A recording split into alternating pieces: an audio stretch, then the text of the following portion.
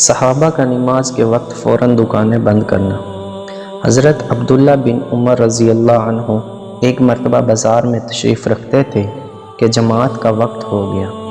دیکھا کہ فوراً سب کے سب اپنی اپنی دکانیں بند کر کے مسجد میں داخل ہو گئے۔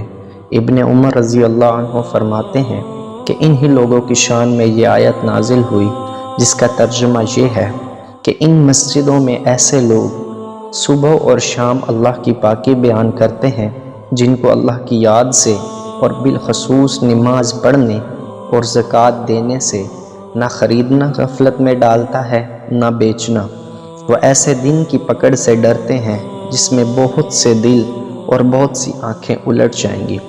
حضرت ابن عباس رضی اللہ عنہ فرماتے ہیں کہ وہ لوگ تجارت وغیرہ اپنے اپنے کاروبار میں مشغول ہوتے تھے، لیکن جب اذان کی آواز سنتے تو سب کچھ چھوڑ کر فوراً مسجد میں چلے جاتے۔ ایک جگہ کہتے ہیں خدا کی قسم یہ لوگ تاجر تھے مگر ان کی تجارت ان کو اللہ کے ذکر سے نہیں روکتی تھی۔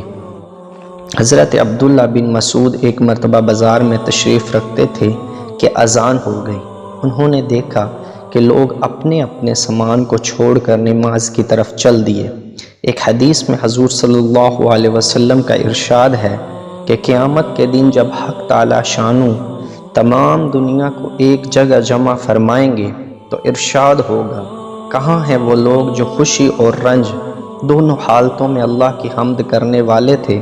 تو ایک مختصر جماعت اٹھے گی اور بغیر حساب کتاب کے جنت میں داخل ہو جائے گی۔ پھر ارشاد ہوگا کہ کہاں ہیں وہ لوگ جو راتوں میں اپنی خوابگاہ سے دور رہتے اور اپنے رب کو خوف اور رغبت کے ساتھ یاد کرتے تھے؟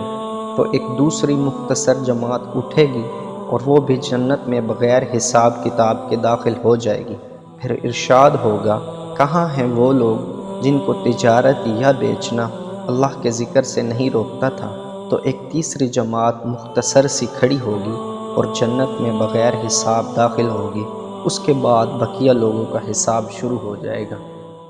بس بھئی اللہ تعالی ہم کو بھی بغیر حساب کتاب کے جنت میں داخل ہونے والی جماعت میں شامل فرمائیں اور ہمارے تمام گناہ معاف فرمائیں۔